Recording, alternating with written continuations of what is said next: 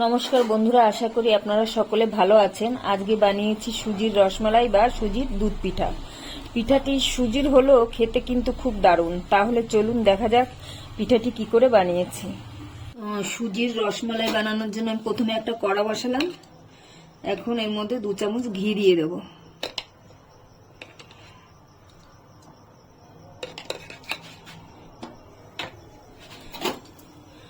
ঘিটা গলে গেলে তারপরে এর ভিতরে সুজি দেবো। এখন আমি 300 গ্রামের মতন সুজি দিয়ে দিলাম এর ভিতরে।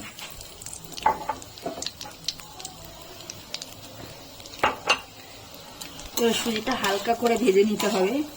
মিডিয়ামে গ্যাসটা মিডিয়ামে রেখে হালকা করে ভাজবো, বেশি ভাজবো না, মানে সুজির কাঁচা গন্ধটা যতক্ষণ না যাবে ততক্ষণ ভেজে নেবো, খুব বেশি ভাজার দরকার নেই। সুজিটা আমার হালকা ভাজা হয়ে গেছে, কোনো কালার চেঞ্জ করিনি। দেখুন, দেখেই বুঝতে পারবেন কোনো কালার চেঞ্জ হয়নি, কিন্তু সুজির কাঁচা গন্ধটা এখন আর নেই। এখন আমি এর ভিতরে দুধ দিয়ে দেবো। এখানে 500 গ্রাম দুধ আছে, আমি পুরোটাই দিয়ে দেবো।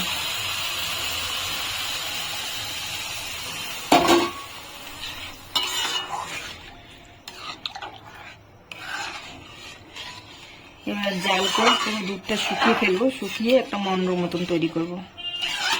এর ভিতরে একটু এলাচের গুঁড়ো দিয়ে দিচ্ছি।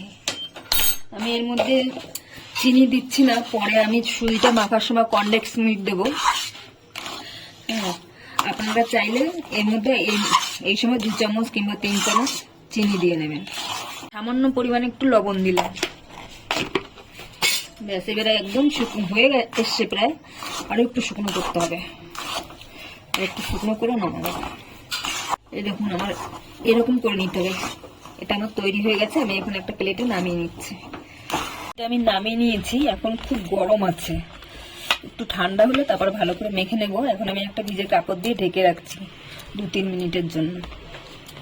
আমি এখন সুজিটা ভালো করে মেখে নেব। আমি এর মধ্যে 2 চামচ কনডেন্স মিল্ক নিচ্ছি। এখন আমি ভালো করে মেখে নেব।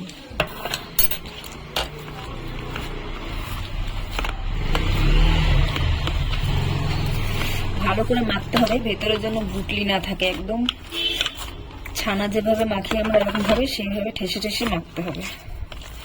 সুজিটা মাখা আমার হয়ে গেছে। এখন 1 চামচ করে নেব আর গোল বলের মতন করব। আমি হাতে একটু ঘি মাখিয়ে নিয়েছি, নাহলে সুজিটা হাতে লেগে যেতে পারে। যেরকম রসমালাই হয় এরকম শেপ দিয়ে সবগুলো এইভাবেই বানিয়ে নেব।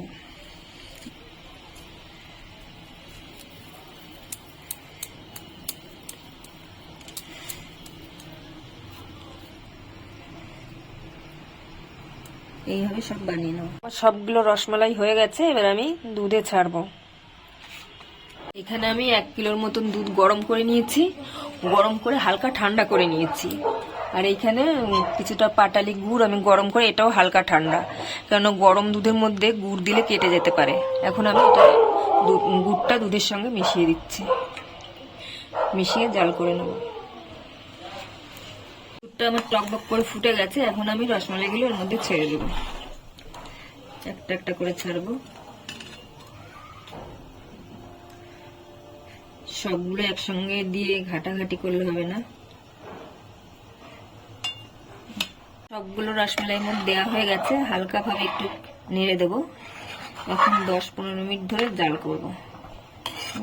আমার হয়ে গেছে। আমি এর মধ্যে একটু এলাচের গুঁড়ো দিয়ে দেবো। এখন এটা আমি 15 মিনিট ধরে জাল করেছি। এখন পিঠেগুলো সব উপর দিকে ভেসে উঠেছে, তার মানে এই পিঠেগুলো আমার হয়ে গেছে। এই ফুলেও গেছে কত সুন্দর। একদম আমি একদম পাতলা পাতলা করে দিয়েছিলাম, ফুলে রস ঢুকে গেছে একদম। এই দেখুন, এখন আমি নামিয়ে পরিবেশন করে নেব। পিঠাটি তৈরি হয়ে গেছে। যদি ভালো লাগে তাহলে একটা লাইক করবেন, সাবস্ক্রাইব করবেন এবং কমেন্টে জানাবেন কেমন হয়েছে।